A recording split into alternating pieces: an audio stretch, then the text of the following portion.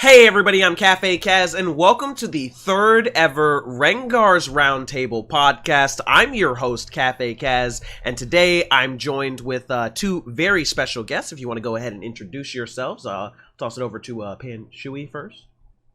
Hey, what's up? I just woke up. My name is Panshui. I'm an RTA streamer and 3D crafter. I also do account optimizations and whatnot. Nice to meet you guys. And our second guest, y'all probably already know for who he is, but actually it's a very special day for him. Today, the 26th, is his birthday, so if anybody wants to say happy birthday chat. It is my birthday, and I am excited to spend my birthday here with you. And Panshui already working on the Shotgun Shogun impression.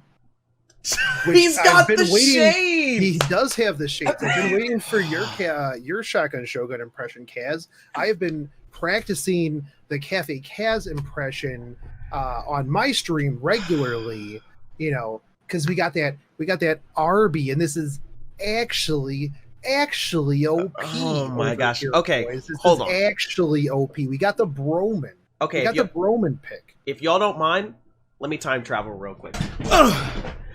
Okay, guys, I'm back. I finished my time machine. I came back with my Shotgun Shogun impression, and let's get right on into the topics. With the first topic, I'm going to need some help from y'all.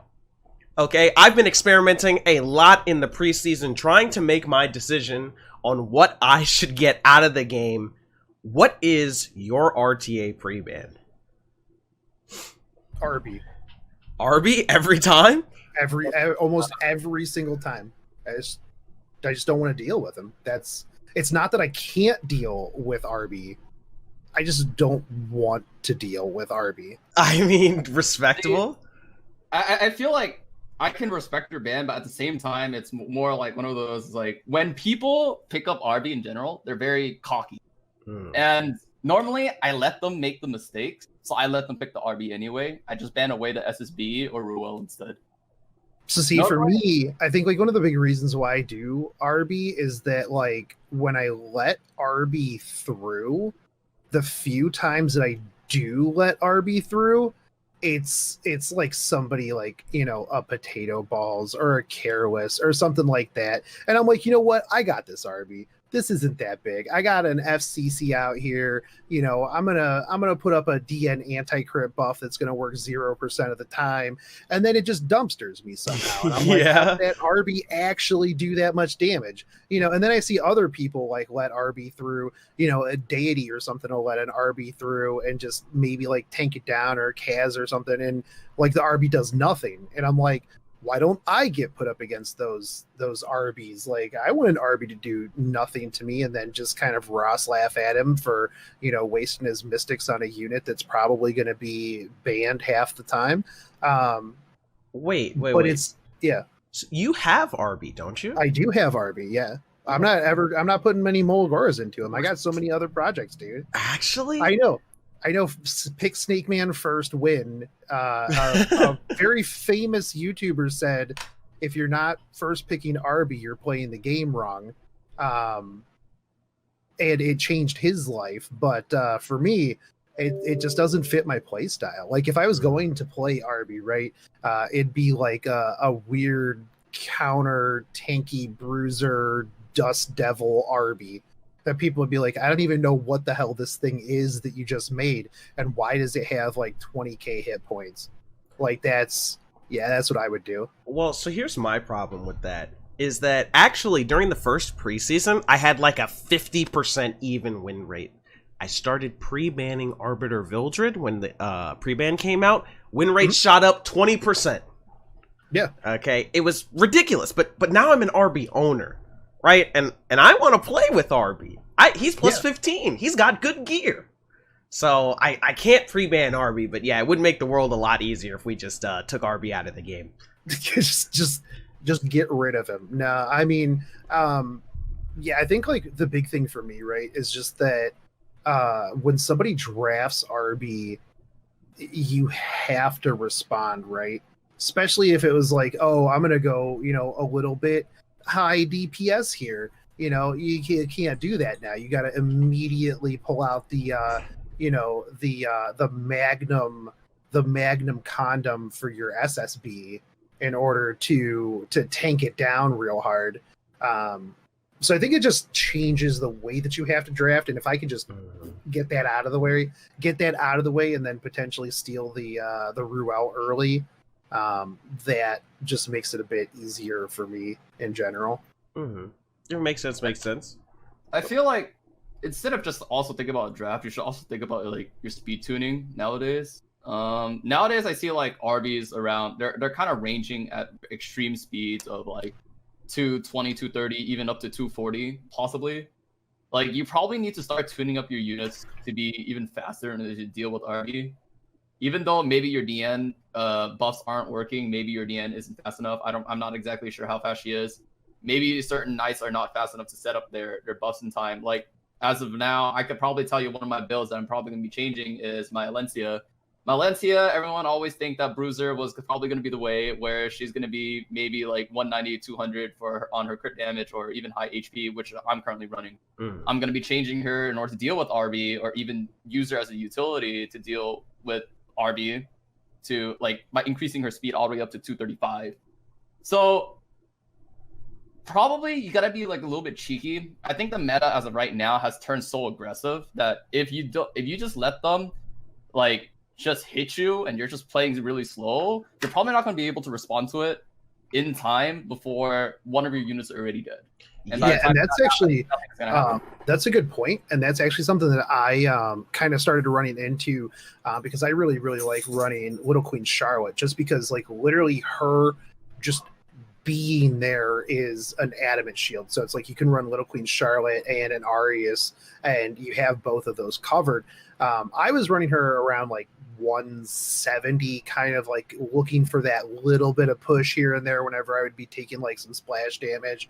But I was finding that was just not fast enough. So like I slapped another almost 40 speed on her, moved some gear around. So she's at 210 now.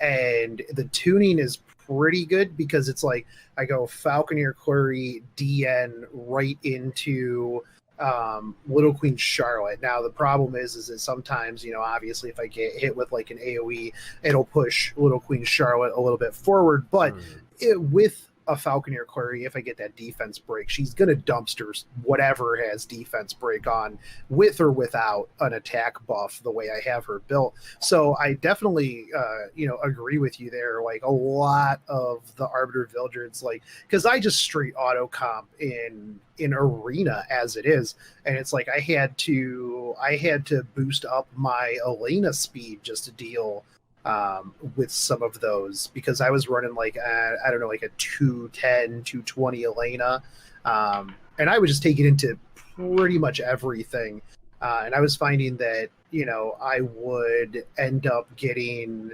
outsped by like an RB, and then he would just do RB things, and then I would be able to Elena afterwards. But then people don't have the resist and everything like that up, so I just moved her a little bit faster, and it's definitely been working out quite a bit better for me. But again, in RTA, it's just the other thing too, though, for bans, right, Kaz, is at where we're playing at, you ban differently based on what name's on the screen, right?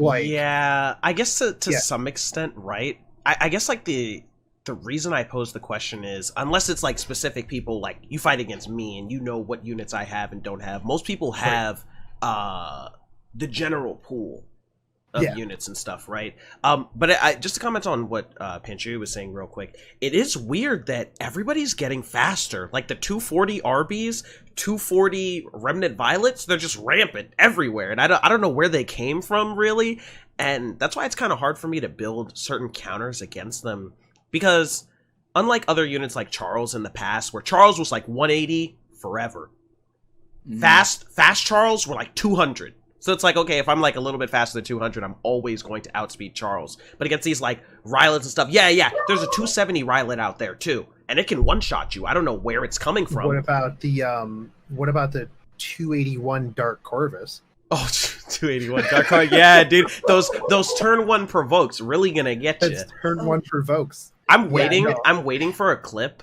of somebody's Oxlots getting turn 1 provoked by that Dark Corvus, and I'll just keck W all the way home. I actually theory crafted what I could put my Dark Corvus to, and I can get to 26k hit points, 265 speed. So literally as soon as free unequip happens, there's going to be an episode of The Clappening with fast Dark Corvus with 265 high speed Dark Corvus. It's going to definitely be a very interesting. But I think that to answer your question on where did all this speed come from, right? I think that, and this is something that when I first started getting into RTA and getting a little bit more serious business into, PvP in general, like I was still building,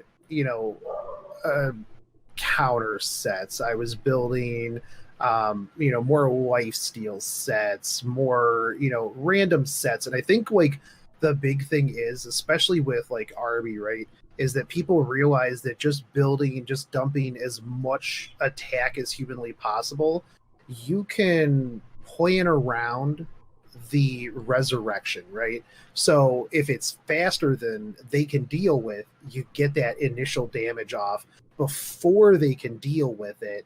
And even if, let's say, you're not doing as much damage as you would have if you were just, glass cannon, as soon as you kill this, it's going to dumpster you everywhere all over the floor. You're doing more rotational damage. That's why, like, anymore, if I roll a pair of boots or get a pair of boots and it does not have speed main stat, I don't even really bother looking at it. It would have to have like the perfect substats for me to even consider it, just because speed is so important in getting those natural turns. I mean, even look at dizzies, even counter dizzies, you want to run 200 speed, which is ridiculous, to get sometimes on there. Ravi's, you want 190, 210 in order to get those rotational turns, because if you're dead slow and you're on a counter attack set, or you're a glass cannon, you're just gonna get ignored until somebody can deal with you. I think that it's nice that, I feel like we're finally moving away from those hyper slow counter builds. I know that they were around for a while, and before I answer my own question of who I want to pre-ban, because I want your input on it, is that like I fought this RB back in the day that I was using Crow back in RTA. Now, if you watch me now, I'll never use Crow, all right? He's basically ungeared, okay?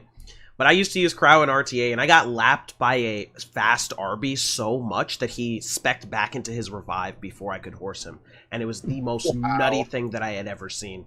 So I feel like there is this like weird speed creep that's going on, and I don't know, I guess, like how to fight it directly yet, but I'm slowly working on that. Wyvern. But I don't want to farm Wyvern, dude. I'm in golems, dude. I just farmed golem gear, dude. I'm chilling. I'm having a great time.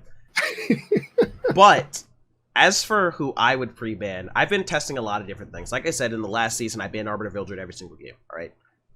Obviously, 20% increase in win rate felt really, really good. But now I have RB. I got Blood Moon Haste, got Fallen Cecilia. I don't really want to ban RB. I wanna play with him a little bit. So I tested out banning ML Tywin and Rowana because now that I have Broman and I first pick SSB every single game, I was like, okay, well, how does this work? And honestly, ML Tywin's more annoying, all right? I want to be honest, okay? I'd rather pre-ban him every single game and just deal with the nonsense or something, right? So I think I'm going to lock in the A Tywin pre-ban unless it is like a more targeted pick. I know somebody who doesn't have an A Tywin, or I see them ban it against me. Just because it's really obnoxious to deal with. As a control player, I have to play a very, very particular way in order to like waste his passive and then actually bog him down. I don't know, it's annoying. And his soul burn's really, really strong too. Do y'all think that's good? Would you ban ML Tywin if you were in my position? As an ML Tywin player, I would never ban a Tywin. I think he's very balanced, especially after his buff. Perfectly justified, not overpowered in any way, shape, or form. What even is 4-man stun on his S3 and slow? It's just easy, super easy to overcome. All right, I'm gonna need a kappa on that.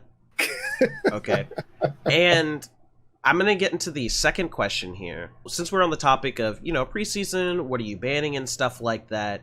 I have this question here: is how do you think that you've improved this RTA preseason? I know we all play a lot of RTA. How have you improved, and how do you think it's going to affect your next season? Do you think you're going to place higher than you did before, or what's up? I know we got 2 legend players in the call here. I won't say which 2 they are, but are we going to maintain that, or what's up? I haven't played preseason at all. What? Oh yeah, you're challenger right now, right, or something like that. Yeah, I'm on a 18 win streak challenger. I'm just chilling. Oh no! No! Wow, I don't exactly play. I mean, it's not like I'm not involved in RTA though. I definitely still look around. I still try to see what people are still using and what the meta is currently going on to. Especially when I have like so many of my other guildmates that are also doing RTA, it's great that I can actually just watch them as well. I have a gist of what's going on. As far as for how far I'm gonna go for like RTA as of next season, I have no clue. It really depends. I could go pretty hard, but when I think back about the 2 days that I stayed up just to get my legend, yeah, I was really grind. Stressed. Oh wait, hold on. Really during the time. Yeah, those last 2 days were a grind. It was actually toxic. I know people that stayed up for the entire last 36 hours just playing RTA, maintaining their spot. Definitely don't know anybody who stayed up that long to not maintain his spot and get rolled because of a lot of internet and Papega plays. I've actually played a decent amount during preseason. Usually whenever I'm testing something, if I want to let's say start learning control or something like that, I actually do it in just a live environment. I'll just go in and it's oh darn, I'm up against Suck. Oh well, guess we're bringing in Fire Dingo this time around. Because I want to test out whether or not this works. So it's I've done quite a few matches. I think earlier I was legend 35 or something like that. I know preseason woo, but I've been trying to add a lot more variety to my overall draft. I just forget what I have built a lot, and then if I'm under a lot of pressure, I need, that's something I need to work on for the upcoming season, is just remember what units I actually have and stop defaulting to things that just aren't working for me. I feel like a lot of people have that issue where as we continue to build more units, it becomes harder to use the older niche units that we picked up previously. I recently started using LQC again, and she hadn't seen the light of day for 4 months, and she's actually insane still. Oh yeah. As for me, I think how I've improved this past RTA season is I got down off of my high horse. Okay, I play control, and it was kind of just I picked units that I enjoyed using, and then just figured out how to get them together. So I only really thought about how I could improve myself with me personally, but now I've started stealing other people's techs, right? So I look at what other people are doing and I see okay, what can I add to my kit? What can help me improve? So I've added a lot of tank stuff, particularly from Code, just because he plays the whole defense strat, and I'm okay, well, if I could flex this into my comps, I think I'd be a lot better. I finally am trying out Ilela's Violin Dizzy, which isn't revolutionary or anything, but I was just always Abyssal Crown. Only way to do it, you know what I mean? Yeah, I've always been a big fan of Violin Dizzy, counter Violin Dizzy. It's just all of your buffs just gone, just nonstop. Yeah. Yeah. I think I own probably 3 of those plus 30, all on my mages. Cool. It was just so much better. Even I had a plus 30 Abyssal Crown, but it didn't feel better, especially when there's so many buffers out there. There's like defense buffs like left and right. There's like the DN attack and crit resist. Like you're not gonna avoid these. The buffs are gonna be existing, and you have to get rid of them somehow.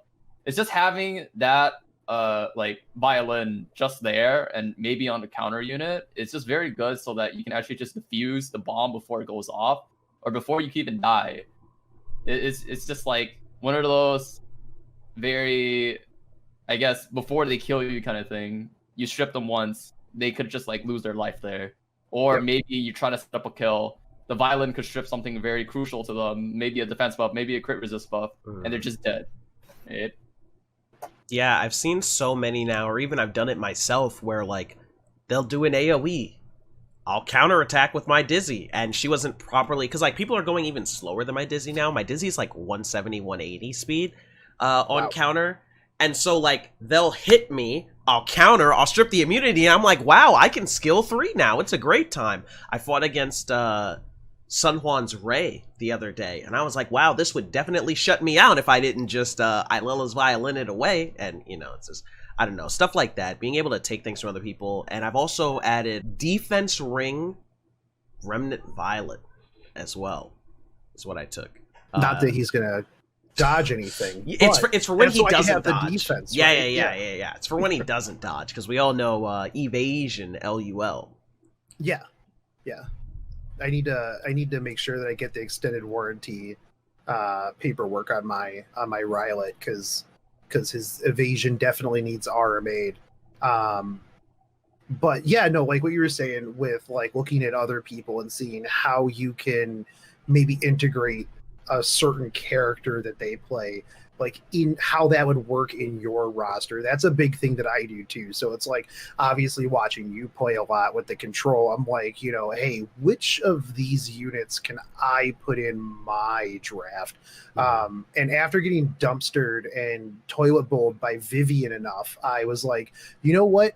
I want to do that too, because that looks like a lot of fun. So that's why I literally went and built out my my Vivian. That way too, you know, I have an answer to debuff, obviously not violin, but you know, to other CC, other debuff, you know, having more things like the teaser in order to do that, which you know, was easily becoming one of like my favorite DPS units to use. Yeah, Tisseran's insane now. I don't know what happened, really. See Zeruto recall. Oh yeah, because everybody has it now. I wouldn't say it was just the C. It wasn't just him being recalled though. Well, I mean, like people being like, able to get a hold of her, because like, well, I just want to like go back, right? I think the very reason why certain, like we were talking about the speed meta not so long ago, like why certain units are starting to speed up. It's probably and primarily just because of one, and it's probably because, and you guys are probably overlooking it right now. It's Falcon McClurry. She's the main character. It's probably just because like her, there's so many ways that you like she can actually probably just snipe a unit down. There's just so many, like, I think just because then we have so many utility units that we could just end up making fast now. Like, fast Aras, fast Falcon McClurry, all these knights, they're literally, you could just build them super fast. It's like, you know, it's like, it just becomes so much easier just to enable your damage dealers and even put them up to higher speeds, right? Because then you want to play super aggressive, and then you want to play in your face. In a sense. Yeah, and with the defense break, you can actually one-shot the units, even if you trade some of that damage for speed. It is kind of ridiculous. I've seen people pre-banning Falcon or Clary now, and it's like there's nothing wrong with it, because just that unit is so powerful. A lot now, too, because like I have the 280 plus speed Falcon or Clary with like 150 effectiveness. Not that actually ever lands a debuff on the S3, but you know, that's broken too. Actually, I feel like we were behind because do y'all remember, I don't know if either you remember fighting all the Asia server players last season. They all had the super fast Falcon or Clurries. And I feel like just now Global's finally like catching up to them and like putting actual good gear on Falcon or Clurry, right? It's kind of weird. I mean, I've been running that super fast Falcon or Clurry even most of last season, because the thing is for me, is it would catch cleave teams off guard, because I would have like, a 280 something Falconeer Quarry, and then I would have like a 270 Cerise, right? Well, anybody with a Flitica Oxlots is 100% going to ban that Cerise. So I just, boom, come right out the gate and then just Falconeer Quarry, whatever DPS they have. So it's like, oh, okay, well, there you go. Now that just ruined your whole plan, bamboozled.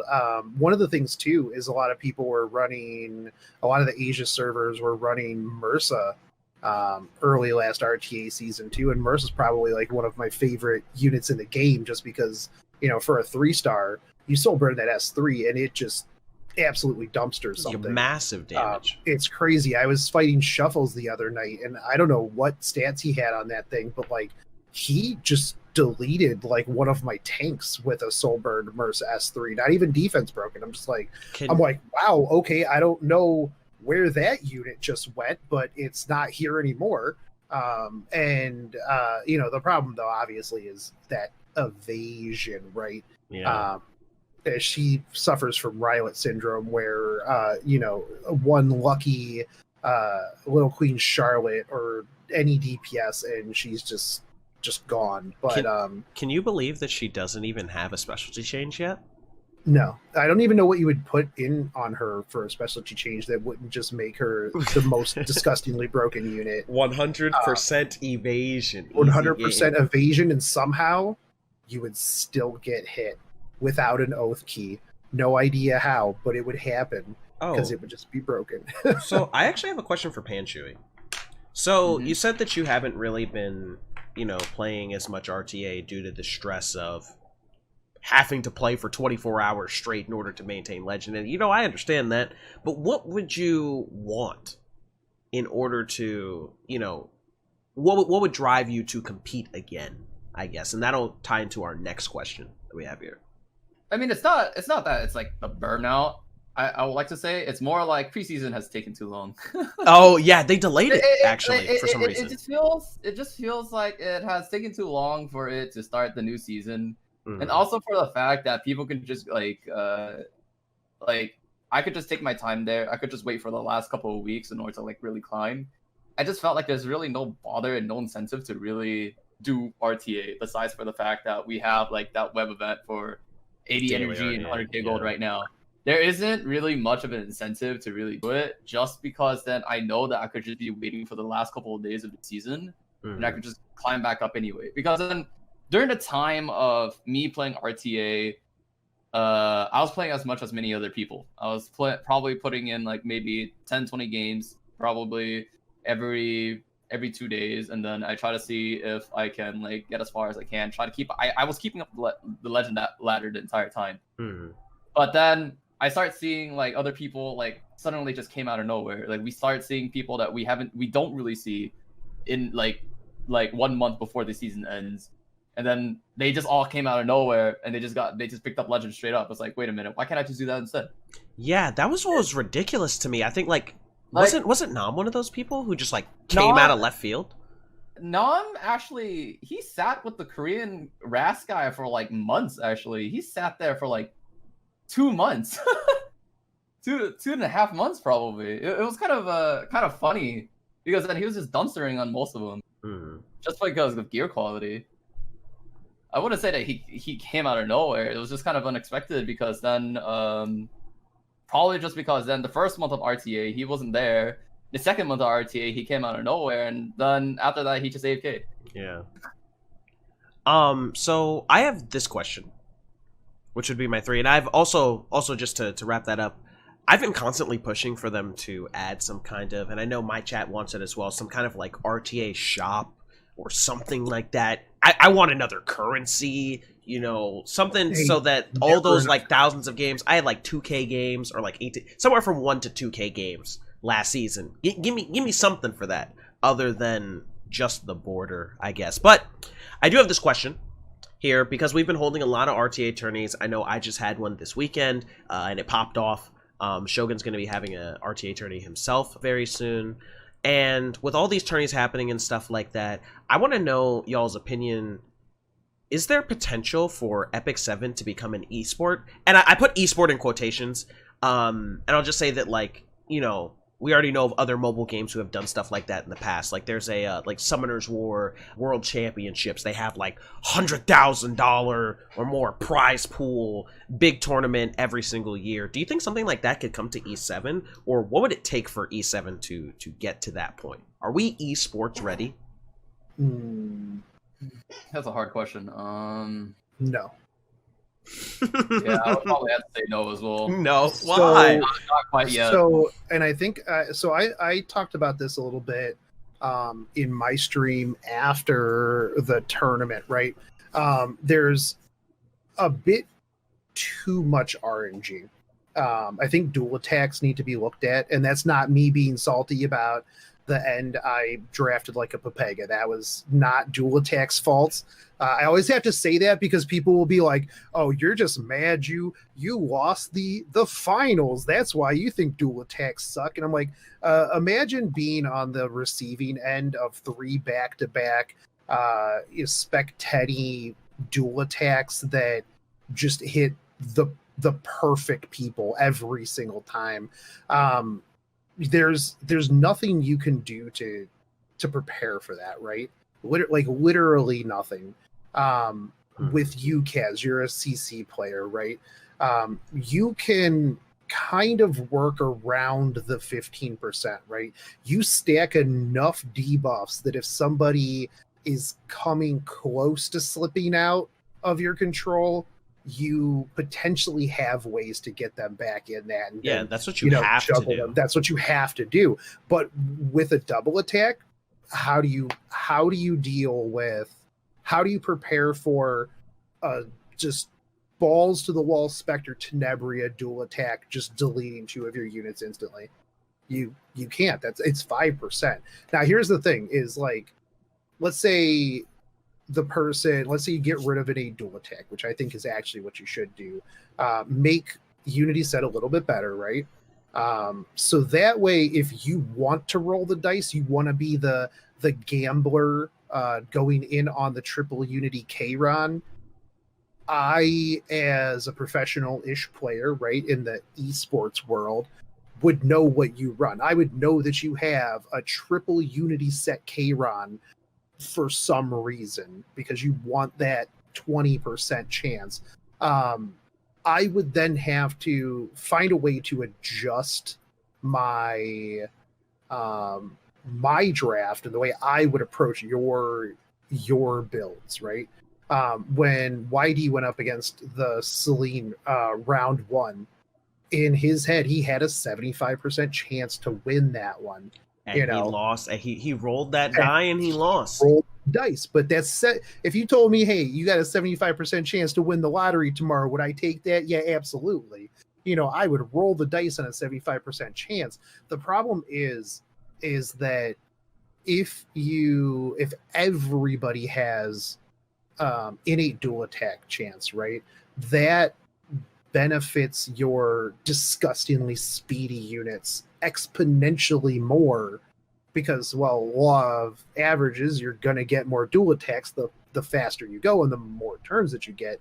So pulling in that semi-slow high damage unit to just literally delete somebody that you're not ready for, there's no way that you can really prepare, or even, and like a lot of times once you get hit with that dual attack from a DPSer, it's game over. You can't return from it. Like, it does so much damage that there's usually not anything you can do. It just boom, there goes the moment you could have just been saying, oh man, I'm just a hair away from rezzing whoever with my Ruel.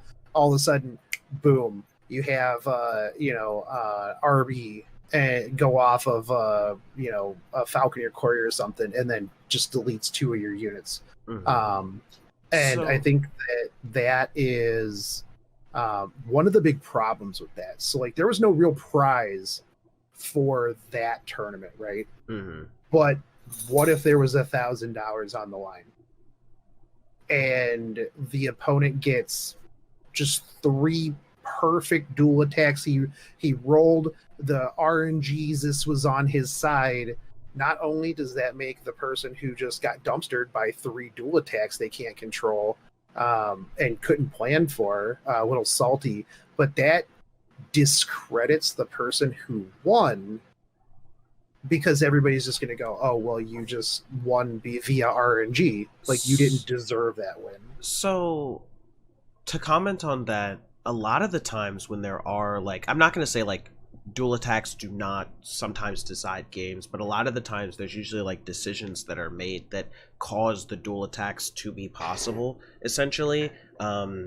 I guess if I'm free to talk about it, there was one match in like the tournament that you were just fighting in on the E7 channel where you got dual attacked from a Falconer Clary skill 1 and it pulled the K-Ron.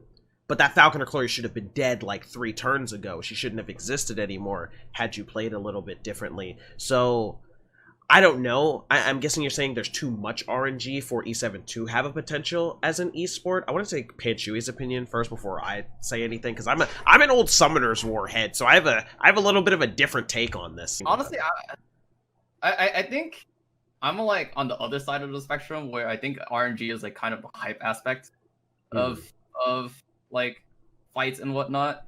It is kind of disappointing to see that like sometimes it can really suck that dual attacks do happen, but at the same time, I just kind of love the fact that there's even a chance for, let's say, for example, you end up getting a bad draft, but then you get like a bad draft and they got a good draft, but then for some reason you just end up winning just because then you get 1 dual attack. All that comeback sometimes potential. Sometimes like it's just one of those things where it's like, oh no, I have screwed up. I have picked the wrong units, and then all of a sudden you just win anyway. And I'm pretty sure a lot of people probably felt that way many times before.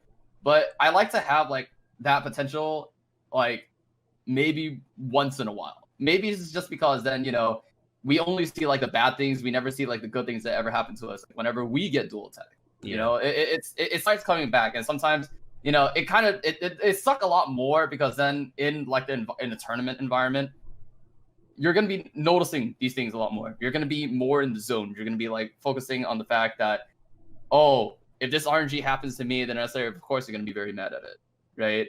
But let's say, for example, you start like playing like thousands of games of RTA, start balancing out, you do dual attacks, they do dual attacks. It just ends up being like the same thing. It's just that because in a tournament setting, there's only so many games that you really go through. That's why like best of 3s and best of 5s in tournaments are just so much better than just best of 1s, because best of 1s, you never know what could happen. Yeah. You could just end up being bad RNG, something could cuck you, and you know, that would be that. But for my reason why I think esports isn't really possible in this game is I'm pretty sure your chat probably said most of it already, is probably just because there's a paywall. I think one of the things is I feel like gear can be like acquired over time, of course, but I think one of the other things is like a lot of units. This game requires a lot of counter picking and whatnot, and for me, having some certain units like not having like Emo Haste or not having like these certain like Roel or even it really sucks, right? You can't really play to your full potential. You can't always play with like everything, I guess. Maybe Summoner's War people see it kind of differently because then their rates are really bad.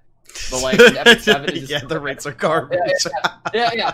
That, like, I just feel like for me, in order for me to really have access to high level of RTA, at least to legend players, in order for you to really compete, it's not always just about the gear. It's really about you having the counter picks also prepared for these meta units. Mm-hmm. And when you don't have like these units that are basically the deciding factor in terms of your matches, it's kind of hard. So, I'm not exactly sure, but that's the reason why certain people have specific play styles after all. So I'm not too sure. I guess the weird thing for me is that I come from, and I've mentioned this a few times, I come from Summoner's War where I essentially plateaued at would be like middle champion because I couldn't get certain units, right? That like I had problems against the meta and I'm like, okay, what do I do? They're like, oh, you need an immunity buffer. And I'm like, okay, well, I can't get a second one because they're all 5-star and it's a 0.5% rate and there's like 500 of them. How do I get this thing? They're like, swipe the credit card. If you don't get it, you're out of luck, right?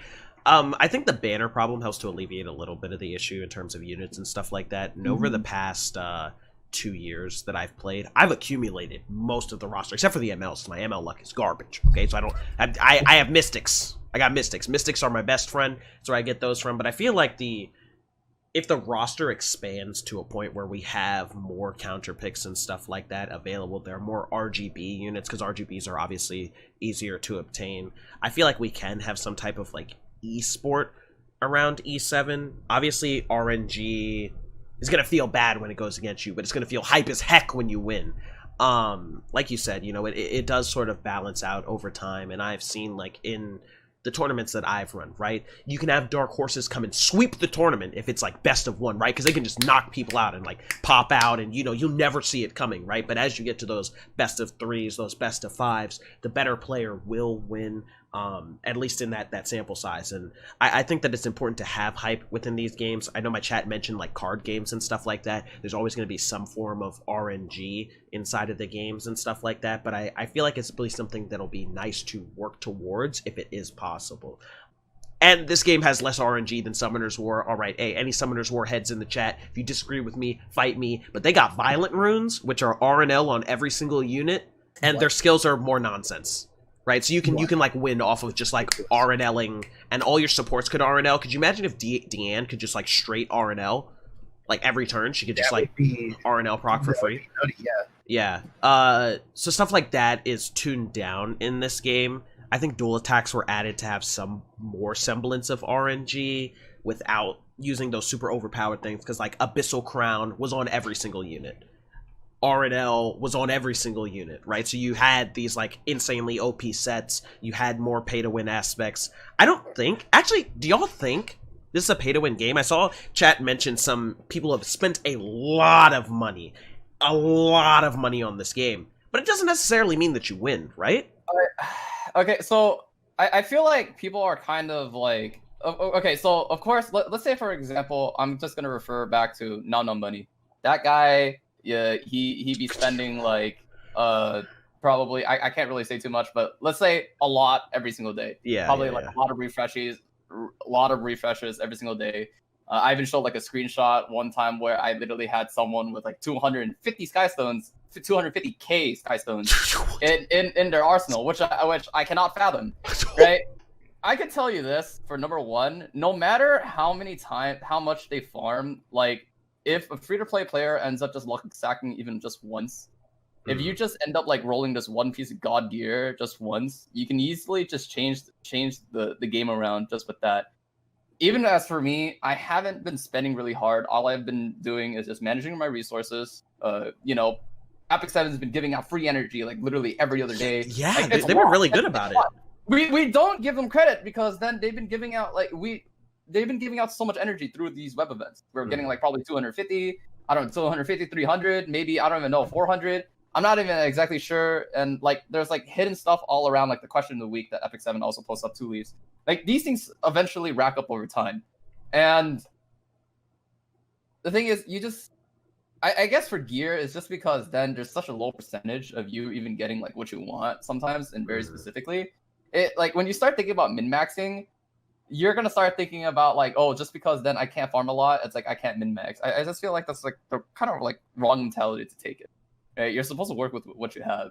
Yeah, right? exactly. Like, I find that a lot when I help out people. It's just like, if it's not the most perfect piece of gear, there's like, this is trash. I'm not even gonna use this. And it's just like, you know, I've got tons of gear. Like every free on equip, I go through and look at like pieces that I had used previously, and then I go, oh well, I can retire this piece now because all this other stuff is a bit better. But I think a lot of people don't have that mentality. My Broman is still using a triple effect res roll effectiveness ring because it's all I got, right? Like all my effectiveness rings are like 8 speed and below, except for like his and F Liddy's. Like it's actually tragedy. Okay, so I want to like comment some more about like the chat saying like, oh, you need to pay to play in order to get into like where legend players are. I feel like that's really not the case. Most of the time you just needed to get like these specific units, but it's kind of hard. It's kind of hard to say, because then maybe it could be seen as pay to play. Maybe if you don't have these specific units, maybe you can't really get into like the area where we're in. But most of the time it could be like an acquisition over time, because then eventually at some point you can pity most of these units, right? Maybe it'll take like a long ass time to like really get to that point because of like, you know, like Mystics. I think it's like a pity. You're gonna be guaranteed something, and then sometimes you never know what could really happen. Again, this is like a gacha game.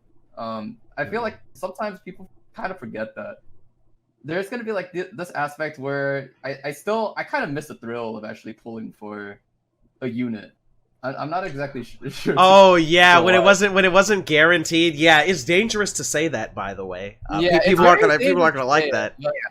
No, I hate that. I hate that. I will never play another gacha game without like a hard pity limit, because like my thing is like when I played FGO, I spent so much money on specific banners. Like I'm talking like, you know, thousands of dollars to literally not get a single spook SSR. And then by the time you get the unit, you're not happy that you got the unit. You're just happy that the pain is over. At least in E7, I know that it can only hurt me so much. Like I know that it can only do so much. Now, like I will still get disgustingly hype if, like, let's say I just go, all right, guys, we're gonna start this out. First pull, boom, sparks. It's the 5-star. That's super hype. Even hype halfway through is perfectly fine. I actually dislike the fact that they put the sparks on there because that kills. Yeah, like, it can't. It doesn't like jump hype. up into it. I'm like, man, I want literally all of them to, you know, to do the whole boom. Oh, hey, this is the hype moment. But it, you know, whatever. But yeah, no, pity was like the best thing, because like it's just rough too when it happens to you or even somebody you know, when they're just like, you know, you get to a point where you're like, man, I'm so far in that I just, at this point, I feel like if I stop, I am a quitter, and we are not a quitter here. And then you just keep going further, and you're just like, then you just feel real bad about it. Like that was actually legitimately one of the reasons why I quit. I spent a couple grand on a unit that was gonna ride my bench because I was just so defeated by that unit. At least over here, I know that I can just go, okay, I'm gonna save up enough bookmarks. And I'm not going to touch them as much as I want to, you know, roll Covenant for the real ML. Yeah, Covenant rolling is pretty fun, honestly. Yeah, it actually is. It's the Wild West of the gacha, but it's like, you know that there's a set limit. If I can save this much, I can get any unit that I want. Now, a lot of free-to-play players, you know, like you were saying, with people being like, oh, it's pay to win, it's pay to win, it's pay to win. You don't have to pull everything. I feel like a lot of people try to pull everything, fail at pulling everything, and then get upset because they don't have all these units. I also think the other thing too is a lot of people underutilize like 3-stars, right? Some of the 3-stars in this game are just disgustingly good. Their kits are crazy good, and if nothing else, it makes a very good transitionary unit until you get like that 5-star meta unit, right? I mean, look at Falconeer Query, right? Look at Adventurer Ross. Look at Mursa. I personally really like using Captain Ricorous. Captain Ricorous has a pretty fun kit, honestly. Kind of a suspicious unit, but yeah, I think a lot of the 3-stars are seeing a lot more play, and I can't wait for more specialty changes to come out as well that'll help kind of like give more options to players so that they don't have to always use 5-star units. I guess I'm more hopeful for this whole like esports idea, just because I've seen how big those types of events can be and see how exciting they can be if they're done correctly. And after watching the Epic 7 Festa, I liked the hype around the community. Like, it was really, really great seeing everybody come together, cheer for their favorite, you know, people. And, you know, I just think it'd be really, really cool. And it would allow for players who, I guess, aren't necessarily streamers to make a name for themselves as well, because we don't see that a lot. And also, hey, this is an announcement. If you're watching this, you play Epic 7, okay? And you're a top level player. I don't know. Yeah, you want to get on the Rengar's Roundtable podcast? Shoot me a PM on my Discord. I'm more than open to having more actual players, not necessarily streamers, come onto the podcast and talk, share your ideas, because I feel like a lot of them don't have a platform to say anything. But I don't know, just stuff like that I think is really, really cool and would help with the longevity of the game. And I obviously want to see Epic 7 succeed in every single way.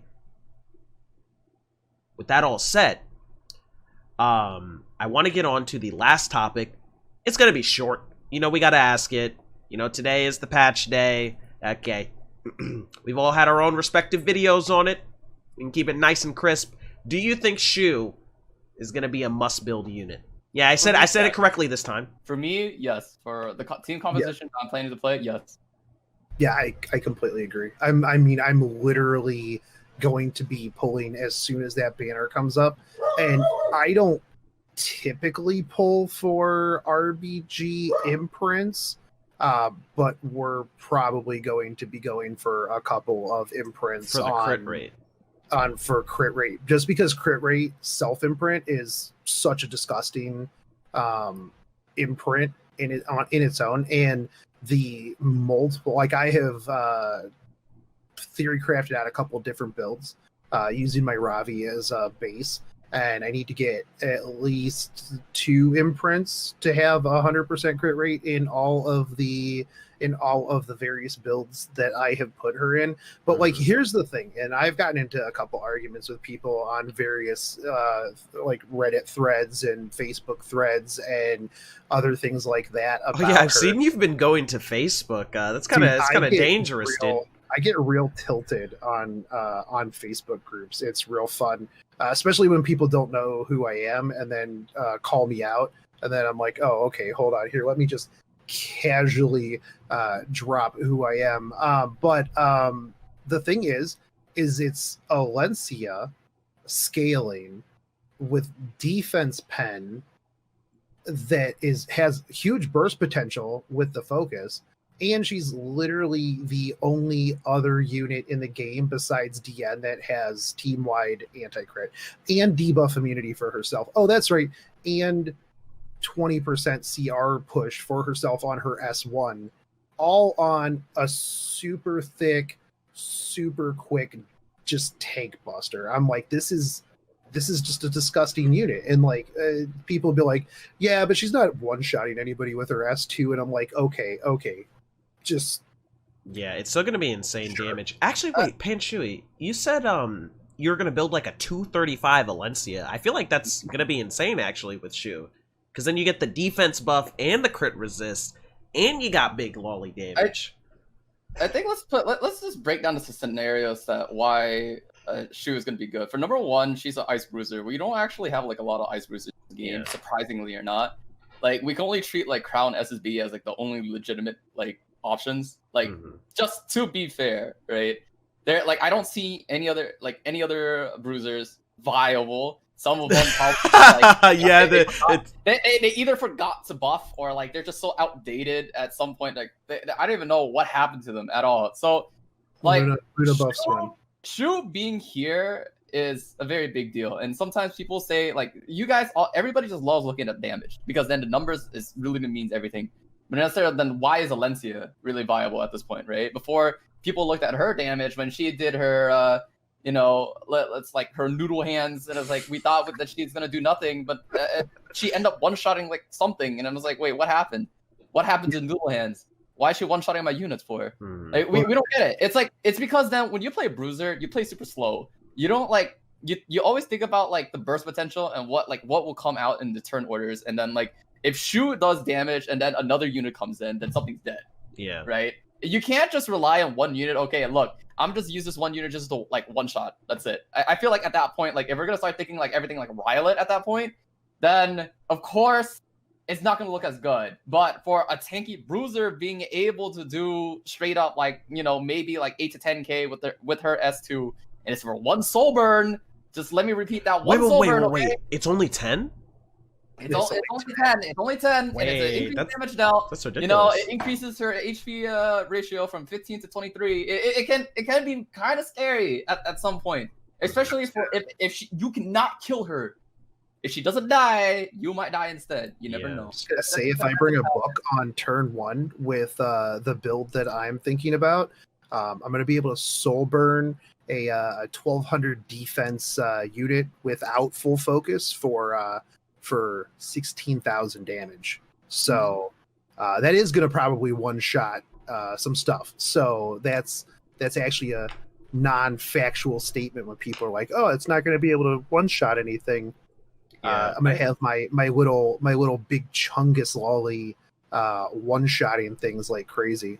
Yeah, I think she's going to be really, really cool. I'm definitely going to be pulling her myself, and I'll be building her up. I have, like, a gear set ready and stuff like that. I'm not going to be going super fast. Probably, like, 180 speed on her, just to go after my Alencia, because my Alencia is actually tuned at 200, so she'll go under her, and, you know, we'll have a good time. I think she's going to be a really, really cool unit, and I'm glad there's another water unit that's not limited, because for some reason, Smilegate only makes limited water units. I don't really understand, but I want to move on here to the open discussion. Now, this is just if either of y'all have any topics you want to talk about, and you want to ask me anything, you want to ask anything to the group, you know, free roam for us, and then after that, we'll move to chat, because it seems like they're getting a little bit antsy In their pansies. So one thing I did want to kind of talk about a little bit, because you brought up the tournament and everything like that. I think the community tournaments are huge.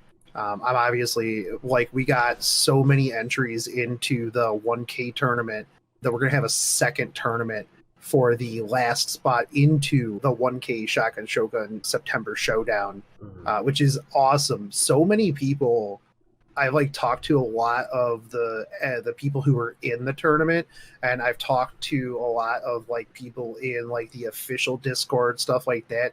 There are a lot of people that are just like crazy hype for this, right? One of the things that I think is really, really nice about the community tournaments is that Smilegate's kind of getting behind them. I don't know if you noticed, but I got them to add a, like, I guess, like, community event channel. It doesn't really have to be for tournaments, but it was because, you know, I was running a tournament at the time. So I think that that's really, really nice as well. And I hope, like, sometime in the future they'll add, like, maybe sponsor some Skystone prizes, maybe 3K Skystone. Yeah, no, I definitely may or may not have been like, hey guys, if you want to assist with the largest E7 tournament in the game's history, technically true, you know, we would not be turning that down. I'm actually super excited to get you and Deity commentating this. I think that the three of us are going to have some good banter on it.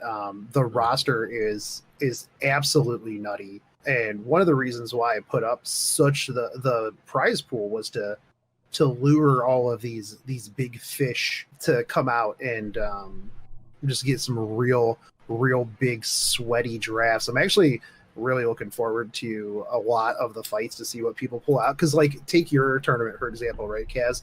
A lot of people are like, oh, Bruiser stall Snorfest, but there were so many different units that were out in your tournament, right? So many different comps too.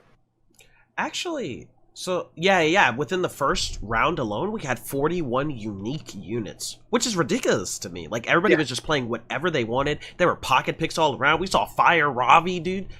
Actually, I do have a question for Panshui concerning tournaments and stuff. I haven't seen a tournament from Panshui since, like, I think, like, the Level Up Cup. Are you interested in running or competing in tournaments, like, community tournaments again?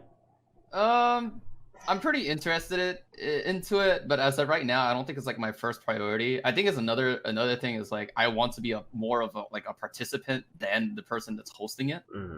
Like, more than enough. It's like, although I didn't join your tournament at all, because then I was like, okay, I'm pretty sure I'm not gonna wake up for this in time.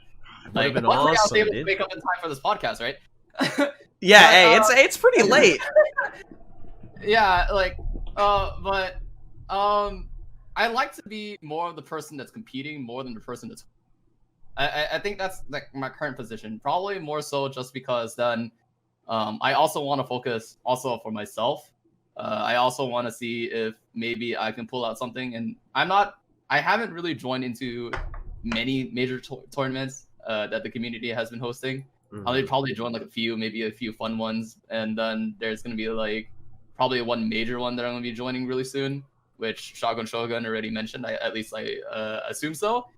But I think that's about it. I like to be the participant. I want to be playing it. Yeah. I don't want you know what's get my roster. You know what's weird for me is that I like to commentate more than I like to compete. I don't know. The last tournament that I participated in was Shuffles' tourney.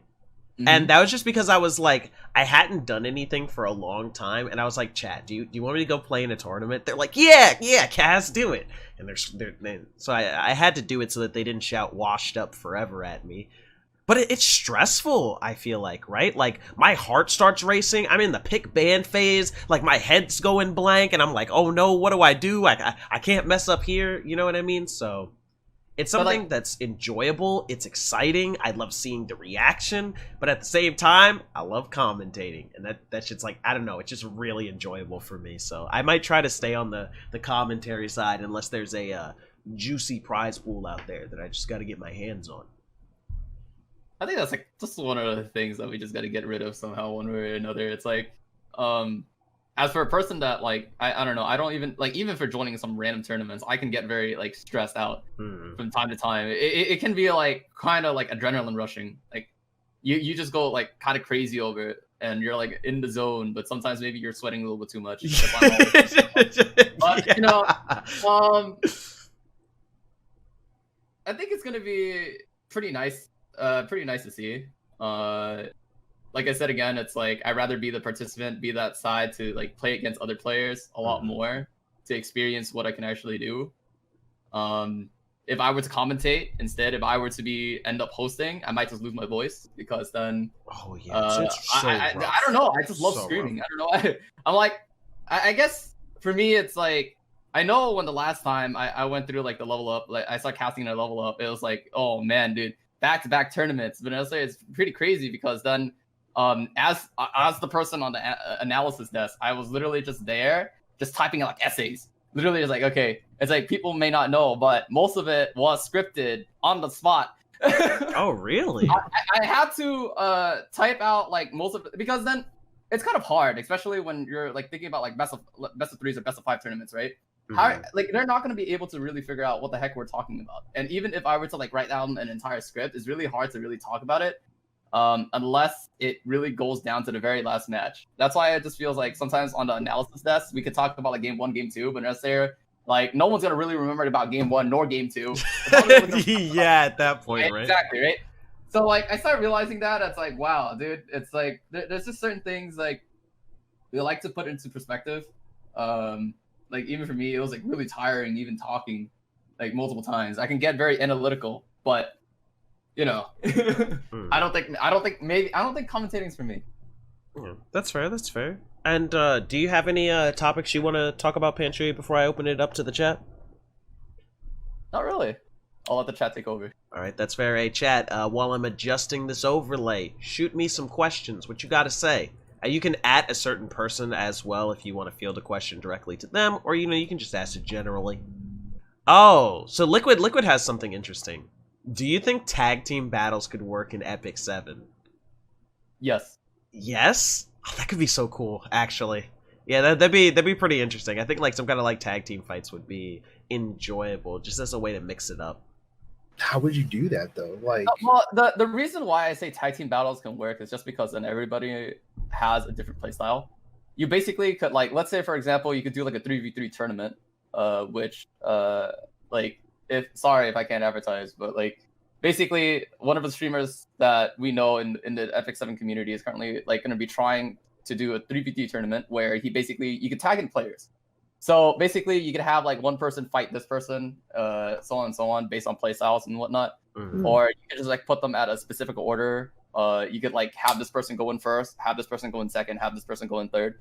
Like I thought maybe that would be like kind of interesting to see, because then it's like kind of like you're now drafting not only just like your heroes, you're now also drafting. Yeah, draft the players. Like it's more even. It's very complex. It gets even further, and it sounds like, oh, that sounds kind of thrilling, you know, like just having like, oh, this can be pretty heated. You can also see it like even like, I could see it like an implementation. Like we could even see it like just custom versions of it, and it just sounds like a really cool idea. Yeah, that sounds like it could be really, really enjoyable. I would like to see something a little bit more mixed up. And to bounce off of that, somebody asked, you know, what do you think about RTA tourneys with specific formats like 4-star only units? And I'm going to take a lot of flack for this, but I think it's trash. Okay? Because it's hard. Okay? I know y'all are like, look, free to play. Look, it can be fun. It's not free to play, actually. Okay? Because there's always some kind of weird rules with it. Sometimes they got skill up. Sometimes they got OP gear, some artifacts that are plus 30, and then it develops a different metagame, alright? You remove Arbiter Vildred, you remove Kayron, we got Sven in the back, okay? There's always some next OP thing that's unbalanced down in the 4-star metagame, alright? You don't talk to me about balance, right? ML Leo's secret tech. Y'all wanna get in on that? Y'all about the 4-star meta? I know that y'all did some kind of like weird cheeky tournament that was fun to watch on like DDerp stream. I was checking that out. The level 5 gear tournament. Yeah, this is enjoyable to watch. I don't know about the meta game for that. Someone was gonna pull out level 5 RB, and I was scared. Like, I was so scared, and I knew it was gonna happen. I didn't even have enough time to even gear my units, and I was like, oh my, I only have 6 units geared. They know what's gonna come out. I ended up just running like a 280 speed Judge Kisei. I'm like, screw it, this is gonna work. She never reset it in anybody, so I just lose every match anyway. It was definitely fun. I would like to say it was kind of interesting, but it also doesn't help that I had to I also used my level 5 Rylet. Like the Rylet I have right now was also level 5 during the time. He was like, he was moled, and I just ended up like dropping him in. Guess what? I forgot that unless he's awakened, he doesn't get his evasion buff in the beginning. Oh, what? I was like, oh no. Oh, tragedy. I know. Do you have anything to add to that, Shogun? No, I think I just think that like the interesting small tournaments. The one thing that we were talking about with Deity, the thing that we do in my Discord, where specific people are like gym leaders, like Pokemon gym leaders, and they have a badge, right? Mm-hmm. And you have to go collect all the badges in order to, fight people higher up the tier. I think that's kind of cool. And just like the small things that like communities do, like the level 5 gear thing, those are pretty cool. And then you have the big sweaty tournaments as well. Oh, this is not a hard yes or no, but Panshui, would you be interested in doing something like that? I think it just keeps the scene fresh. Mm-hmm. Like, it's just something different. Like, not everybody wants to watch like a 10-minute or sweaty match of best of 3. Like, to be fair, I'm real here. Right? It's like, of course, it's nice to have these competitive like once in a while, but then like in order to really share our experience with also other players, like, people see us as like the crazy people that loves enjoying like these bruiser sweaty matches. I would always also like to see like these very funky matches as well. It's something that's also very thrilling to watch, because then you don't know you don't know what's coming. It's unexpected. Yeah, and that's why I think it's fun. Even though like maybe you put some flack on it, maybe you don't really like it. It kind of keeps it fresh for some people that also enjoys the game but are not in the competitive scene. Yeah, I can see that. It involves the community like a little bit more, and I think it's like a fun additional thing. I don't think it's like wrong to have. It's great to have, and that's basically it. So I actually found 2 questions that are really good, so I'm going to grab them both right here. I'm surprised we've never fielded this question before, but do y'all think that we should remove soul burns in RTA? Yay or nay? Nay. Yeah, I think that there's certain characters where soul burn is very key to a lot of the things that they can do, right?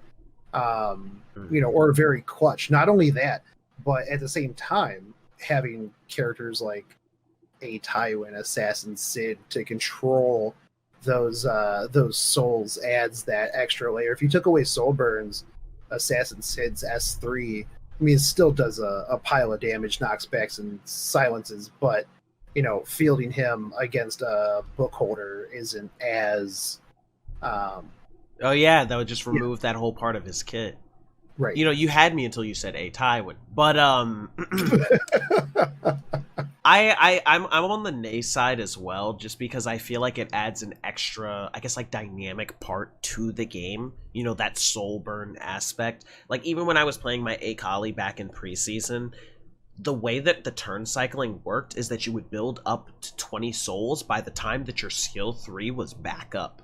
Right? So then you could soul burn skill 3 one-shot something with the frenzy. Like, you could kill Ruels, essentially, right? With the way that the frenzy stacked and you got that soul burn. It was just, like, really cool. I think having book holders is really, really nice, and it allows people to do stuff like what Mevlin does with Blaze Dingo. He brings, like, Fire Tenebria with book and, like, Blaze Dingoes it up, right?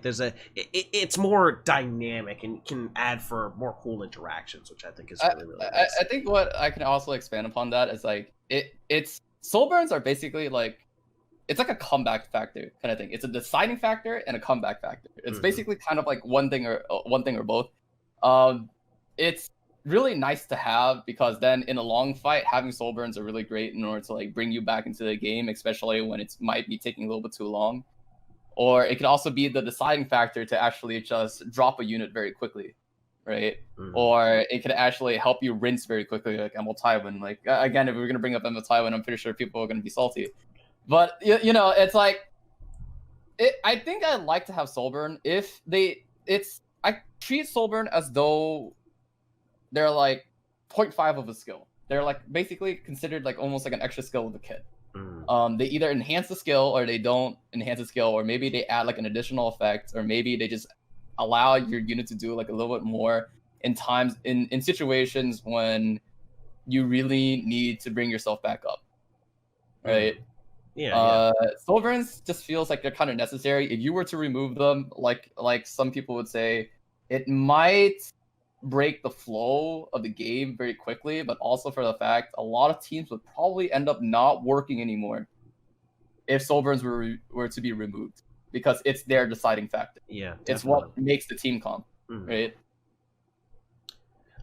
Yeah, I completely agree, and I saw chat with a resounding nay, and I didn't see a single yay. Actually, I don't know if it's the shades protecting me from the yays.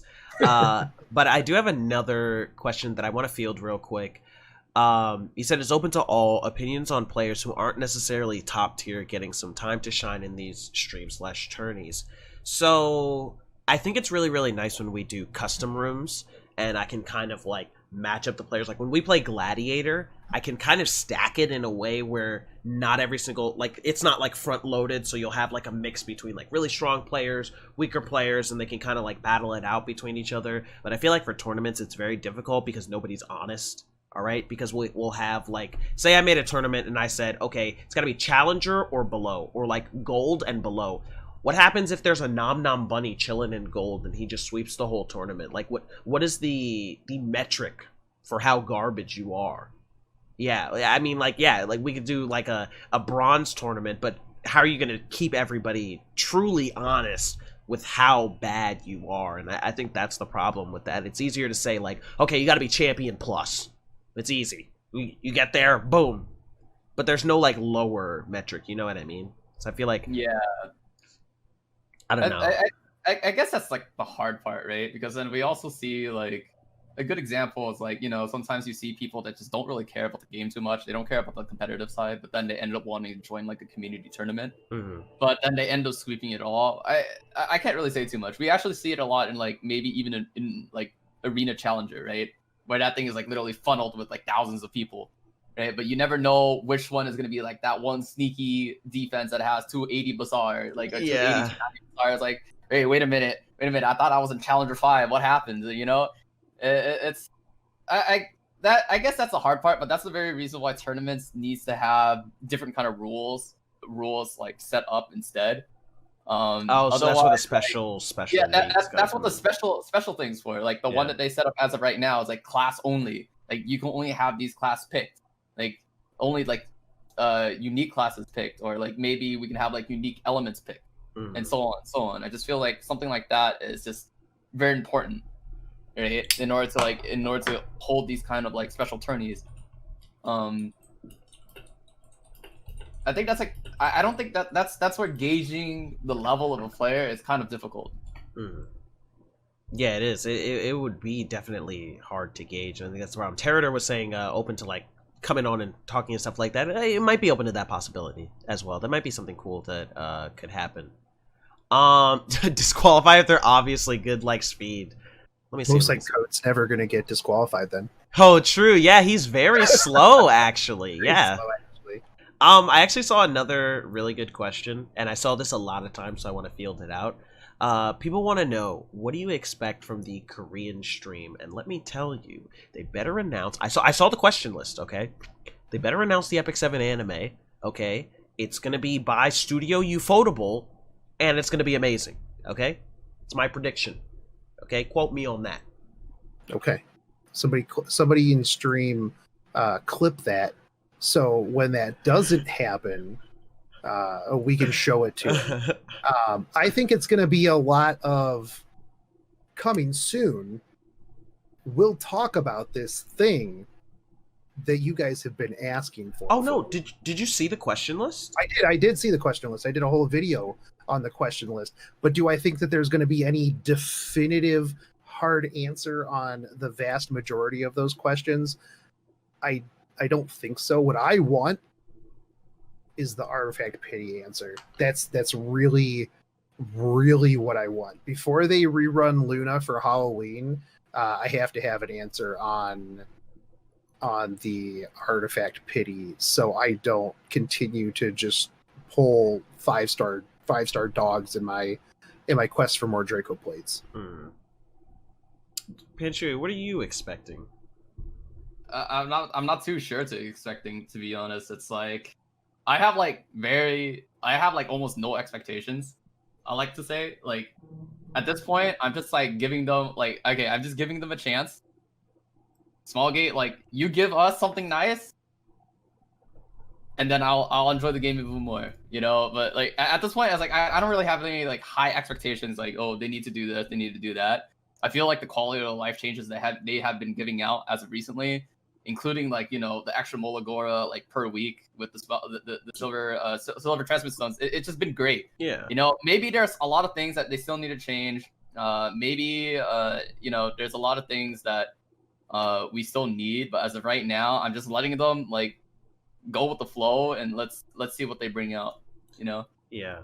So I do have another question actually. Now that chat is mentioning free ML5 selector, obviously I'm not going to field that question. So Straze, all right. Confirm. I need somebody to agree with me here. Do y'all actually think they're gonna put Straze in the... Okay, I think that literally the person who photoshopped that was like, yo, what are the chances that we're gonna get Damone to make a video? He made a video on it. Do you know why I know? Do you know why I know that's fake? They put English on it. Okay, yeah. That's how you know that's fake. 100%. Second anniversary limited like unit. I'm just like, I saw it like as soon as I woke up, and I'm like, yeah, no, that's fake. I'm like, that's 100% fake. Yeah. And then like later in the day, somebody linked it to me again, and I was like, bro, this is so fake. Like, I'm not even going to do a video on this. Like, I would get laughed at because of how fake this is. And then I was joking with somebody, and I'm like, Damone came back to E7. He's making E7 content. He's casual. I'm like, Straze leak? Damone comes back? I'm like, there's only so many coincidences you can have, man. I'm like, maybe it's true. Maybe he has the inside information that we don't. It's gonna happen. We're all gonna be like, you know what? I'm sorry that I ever doubted. I've been saved. No, I think that that there's no way he's coming out. Panshui, you didn't get a chance to chime in. You Straze hype train or no? I'm indifferent. You're indifferent? Okay. Huh? All right, fair. Yeah, I just want some waifus, man. True. Dude, if you think about it, it's like all the meta units are really just all male characters, man. Yeah, we can Like, use some more. I don't know. I just feel like so many of the meta units are literally, it's like, hey, look, if they bring out another male unit, I'm pretty sure Straze is gonna be just broken as heck. And I'm like, okay, wait a minute, hold up, listen, I just want some waifus. ML Krau's coming, dude. He's gonna be super AoE horse. Did Choux fill that waifu spot for you, or? Wait a minute, I don't want to answer.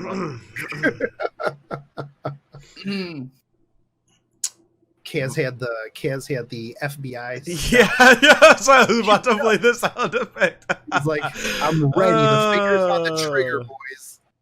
So okay, so there's a lot of people that are still asking about MLS areas, so I'll lightly field my opinion on it just because it's gonna go away for the people who hear it live. I feel like she hasn't evolved into her niche just yet. There are certain situations where she can be strong.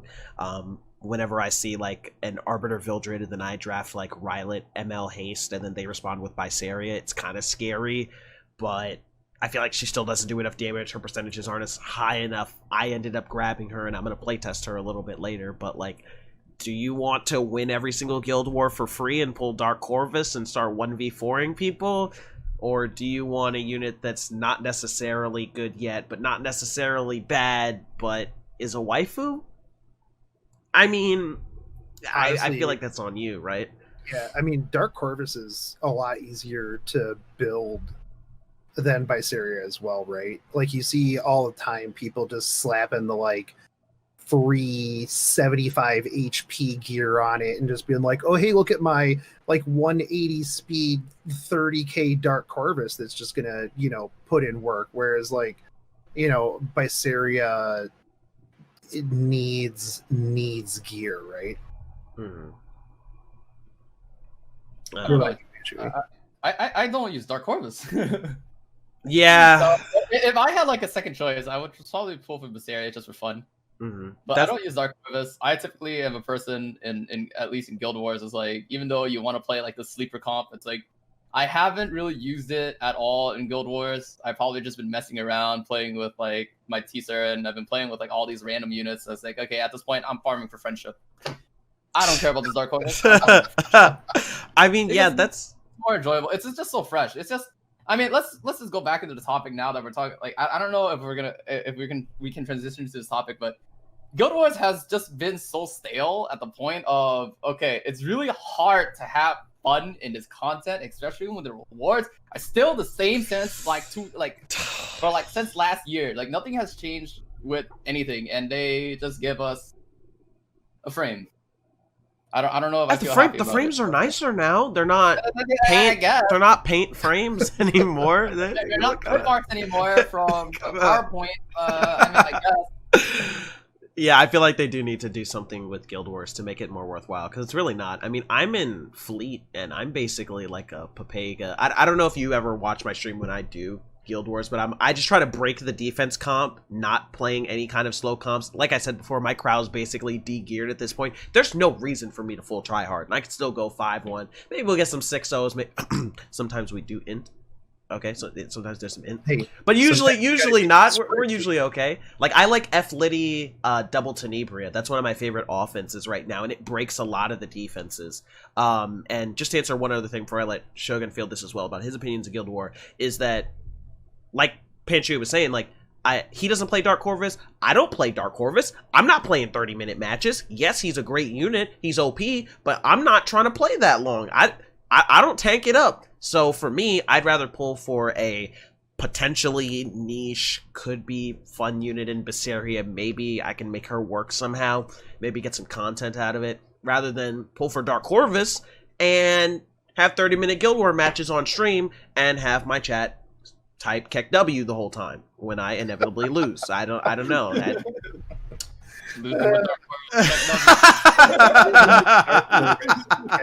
don't really use Dark Corvus either, but I think that as content creators, it is a little bit different when it comes to Guild Wars, right? Because like you were saying, Kaz, you don't want a 30-minute sleeper snore fest, grab your grab your blanket because I'll wake you up in 30 minutes.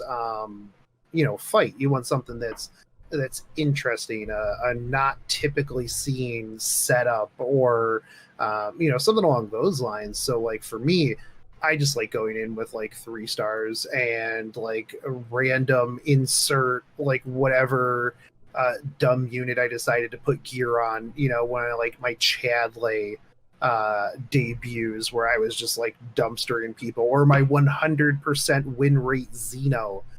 Literally has never lost a game in Guild Wars. Granted, he's only went to 2, but has never lost a single game 100%. Xeno is actually OP. But I like doing weird stuff like that, and I actually get yelled at a lot because it'll be a real close guild war, and I'm like, getting ready to record my runs, and they'll tag me in Discord and they'll be like, look, dude, I know that you want to do some real dumb stuff.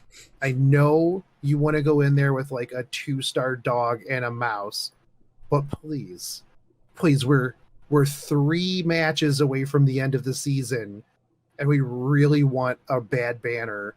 So could you just please take this seriously? Yeah. And I'm like, bro, 2-star mouse is serious. It's serious business. Oh no. I'm like, just think how much better it is when you dumpster someone with a 2-star mouse on a video. That's immortal. That's forever. It's like the time I dumpstered like the high challenger, high champion player, full meta team with my MRSA danger doggo and RTA. He's never going to be able to live that down. But no, I don't use Dark Harvest much anymore. I did for a little while. I like Speedy Dark Harvest just for turn cycling and getting it out there and everything like that. But yeah, no, if you want to win Guild Wars and a lot of Arena forever. Yeah, I still see people Dark Harvest my defense. Yeah. Oh, so one last question that I saw in the chat, and this will be the last question here. Who's your most wanted ML, ATM, and why? Ooh. And the question said ML, so I guess you can say 4-star as well if you want. If you prefer a 4-star unit rather than a 5-star. My most wanted ML right now, huh? Yeah, if you got it. I think my biggest regret right now is probably Blood Moon Haste. Blood Moon Haste or Ruel. These 2 literally had their mystic banners. You don't have I do not have them. I regret everything. Ooh. I made a mistake. I think as one of those people that just also loves to play in the meta, then I think those 2 are like in my top. But otherwise, I wouldn't like just break it only to ML. I think one of the other missing units that I feel like I really wanted was Mui. I do not have Mui, and I really wanted to play with her. You want to play Mui? I'm a Mui fanatic, actually. I love Mui. Great unit, by the way. Because I think Mui works really well with T-Sir. That could be interesting, actually. It's been like my thought ever since she came out. I'm like, okay. Yeah, that sounds cool. She gives attack buff, and then T-Sir goes in with the silence unbuffable, and I'm that sounds pretty cool. It's like, okay, I for sure this is gonna work. So like, I don't know. I just want to play with like interesting units, probably also, but when I'm playing competitive, there's 2 units that I want. But then when I'm playing, I just want to be cheeky. It is gonna be like Mui, Spez, Athletica. I don't even know. So for me, I think most people know this, but I want Silverblade Araminta. It's my most wanted. I've wanted her since she came out. I started the game with Araminta. I, for some reason, became a D-Gen control player, and I still don't have Silverblade Araminta, dude. And people taunt me every single time, and they show me the unit. They show me they have 4 of them, and they're like, "What am I supposed to do with this garbage?" And I'm like, "Give it to me. I would be so powerful. I need it, dude. You know how insane that unit would be for me." I like your build. I liked your Silverblade Araminta build you showed off earlier on stream. Yeah, dude, the not unlocked in journal Silverblade Araminta. Yeah, dude, it's tragic. My Araminta's benched. Come on, sitting there. Just give it to me. Trading when, please, come on. Cause dude, she's element neutral, stun, 100% change. She's got burns, holds Abyssal Crown. The unit's broken, but I can't have it. I gotta be save the her next for unit. that Moonlight coins. Come on. She was the next unit I was gonna build, but then Choux came out, so Rip. Tragedy. So Shogun, what do you want? all right. Sage, Ball, and Sezin. Yeah, he's actually insane. I Actually, feel like he's literally the only ML5 I don't have. wait, actually, Yeah, he's the only unit in the game I don't have at the moment. big spender problems. But he's. Do you actually want to use him, or do you just want him for collection purposes? I do actually. I think that he does have places against certain comps, and there have been a couple that I have ran up against, and I'm like, yo, you know when the last time was that I saw this? Because I don't. It's been a hot minute. Back before the days of Fire Corvus was the last time I think I saw one. Fire Corvus. Oh, the dark times. And I just goes in there and just dumpsters me. And I think I fought two, and I got just destroyed by both of them. And I'm not too sure how. But it was good. Usually, like when people pick something like that, I let it through just to see. Like the Gunther the other night that sent me to the Shadow Realm actually hit me so hard, it disconnected my stream. I'm not even joking. Like I was like, yo, this dude's gonna try to Gunther Lilius cleave me. I'm gonna ban the Lilius. I'm gonna see how hard this Gunther hits my Rylet. And he rolled in, hit my Rylet, immediately my internet died, and I'm just like, bro, like that's my some friend power. like messages me on Facebook, and he's like, yo, did that Gunther just hit you so hard it killed your internet? And I'm like, yeah, and my team, like it was actually pretty nutty, and it was super thick too. Actually, so this was something I was thinking about earlier. Choux artifact on Gunther, because he's not going to get crit. CR push nonstop every time he gets hit, because he's not going to be getting hit with that crit. Although you would have to swap out a Barious Tooth, which is you lose the damage. kind of the big thing. I'm like, this would be so sweet because you would just be zooming, but you lose so much damage. Yeah, I don't think you want to trade away the tooth there, but it's all the time we have today, chat. I want to thank both of you for coming on today, especially Panshui for being a special guest here today. I hope you enjoyed yourself, had a good old time. Thanks for wearing some sunglasses with us for the time that you did. And if y'all want to say any final words, if you have any like personal announcements and stuff like that. Once again, happy birthday to Shotgun Shogun, right?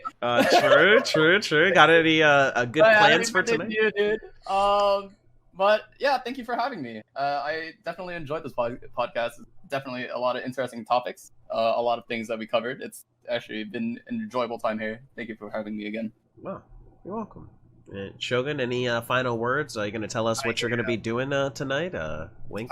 Maybe pulling for Choux. That's what I'm going to be doing. I actually might go cook a steak for dinner out on the grill. It has cleared up a little bit outside for those of you in chat who were wondering what the weather was like as one of your questions that you had Kaz ask. So, and then I will be pulling for Choux. I already have the dogs ready. I'm gonna have the penguins ready. She's gonna be tested. There's gonna be a video tomorrow. I'm saving all my Guild Wars. I'm excited. I'm also excited to see what you put on the green screen this time. The last one was pretty good, but outside of that, like I said earlier, I'm excited to have Kaz commentating on the tournament and Reingar's roundtable exclusive. Panshui will be in the big tournament. He has a spot in the 1K tourney. Hopefully, it's not a first round int and sprint. We'll see. So there's one person. There's a lot of huge names, like really, really crazy turnout. I'm looking forward to seeing just how hype Kaz gets at like absolutely everything during this tournament. So I can't wait for the tournament. It is going to be very, very hype. Should be a lot of fun. And with that out of the way, while this is the end of the Reingar's Roundtable podcast, the discussion does not have to stop here. If you enjoyed this podcast, be sure to leave a like. And if you have any extra questions you have for any of us, feel free to leave a comment down below. Hey, you know I'll be in the comment section answering everything. But with that all out of the way, I've been your host, Cafe Kaz, and thanks for watching.